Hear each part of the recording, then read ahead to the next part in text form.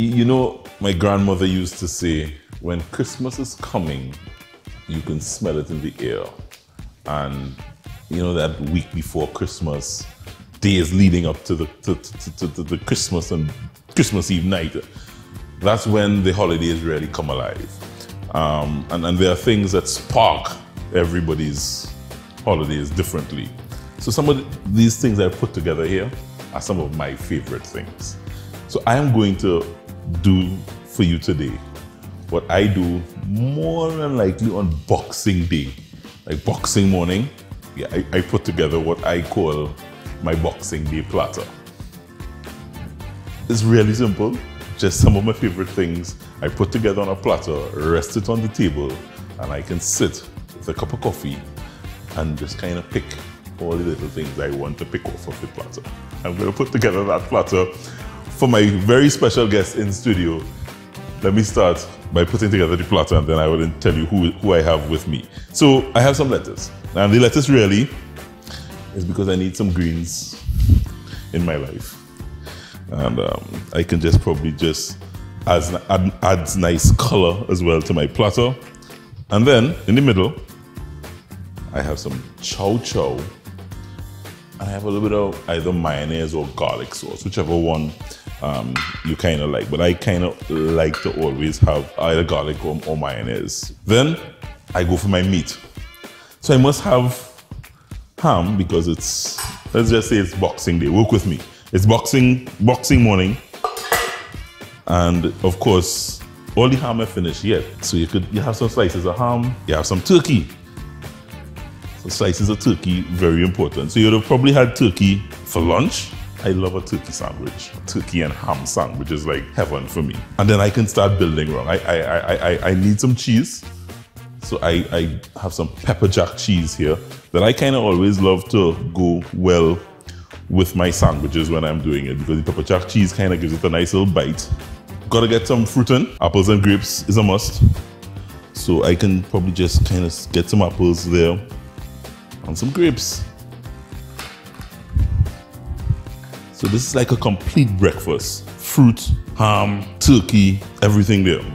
I have some tomatoes that I can just kind of get in between there. I have some radishes that I cut up. And the radishes are really just for color. I'm not a lover of radishes, but it looks pretty. I left out one of the most important things.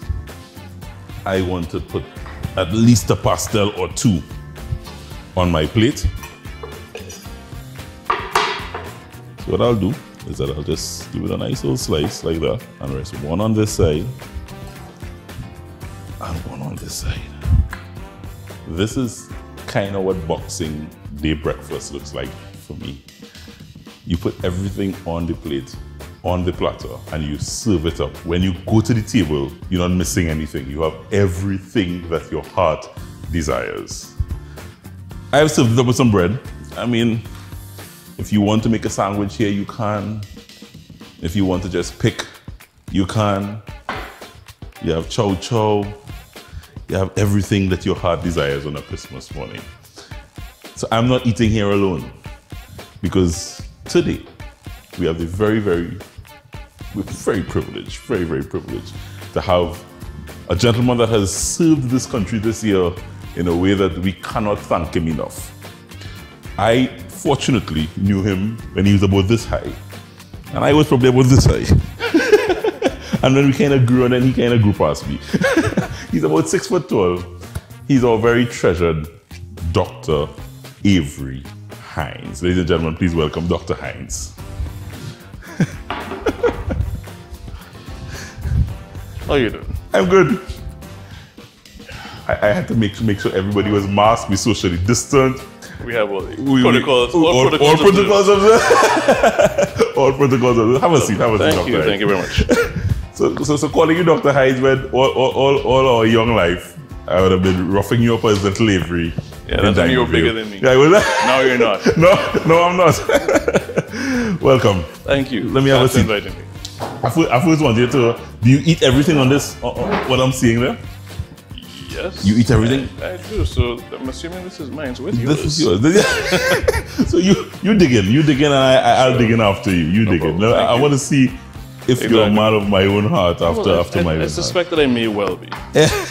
But your grandparents tell you have some manners. Yes. You try not to look too greedy, not the first time. You gotta Dr. Hinds, you wait for the apples first, you wait for the fruit first. Fruit first. That's true. We're doing the health promotion. We're making sure that people put their fruit in.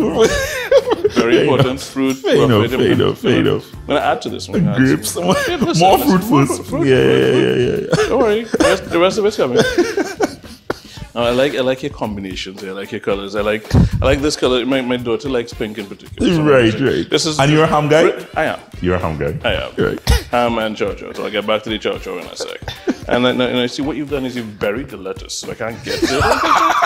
I get back to the lettuce. So the lettuce to me was like the radishes. Right. Garnish. So let me get a quick brief little story. So as I said, most of Trinidad and Tobago, you've now kind of popped into the spotlight, Dr. Hinds, because of COVID-19 and all that it brought. Yes, I know Avery, little Avery, and I mean we grew up in Diamondville together, or literally obliquely opposite each other. Yep. Your mother is still there. Mm-hmm. My grandparents passed, but my aunts, they're there, and that is. I mean, I live in Diamondville still. You live in Diamondville still, yep. and I mean. So much time has passed, Avery, and you look exactly the same nerd I knew you as. Some things don't change. Some things won't change. So people will hear us talking, and because now everybody know you as Dr. Hinds of the Ministry of Health. but you have not changed. I remember when I saw you after a few years. I think you were out of the country. Yeah. And then saw you after a few years. And I said, but Avery hasn't changed one bit. No. The Afro grew a little more here. There's a point when I used to shave it off, then it got cold where it was, and I decided to grow in my own sort of woolly hat, and then I just kept it.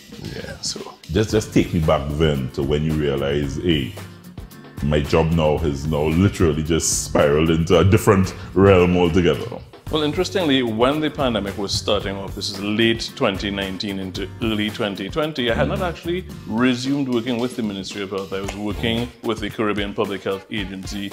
Just before that, I had been doing some contract sort of work in between, and I'd reapplied to work with the ministry. And as the pandemic started to rear its head and show its potential in the various countries of the world, I realized that when I hit the ground, I have to hit the ground running.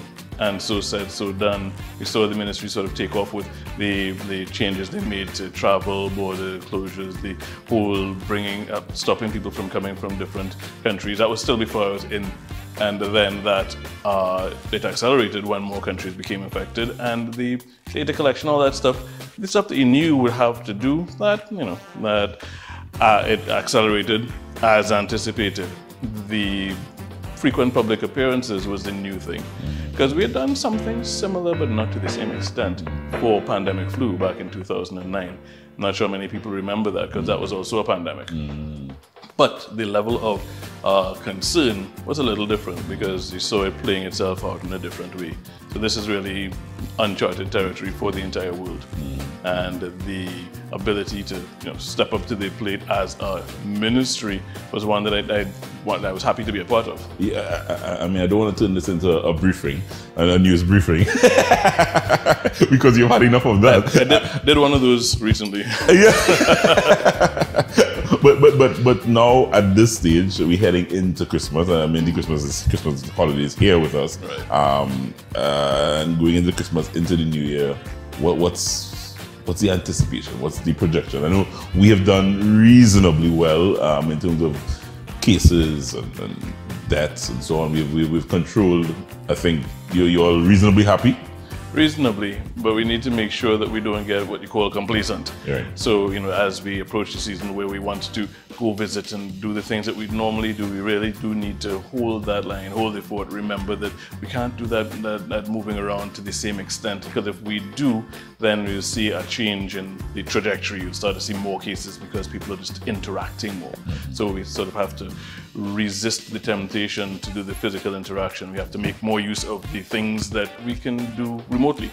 Zoom, WhatsApp, those sorts of things, because it's going to make a difference even over the next few days. Just looking at when we tend to gather most, we have to keep that, to a minimum in order to keep spread to a minimum. So it's an ongoing thing. It's a delicate balance that we have to maintain throughout the season. Yeah, right. This is not a press briefing. So, so eat up some ham and some turkey. When we come back, we're taking a short break. When we come back, we take Dr. Avery Hinds back to his St. Mary's days and a little story or two when we were growing up in Diamond Vale together. Hey? Coming right back.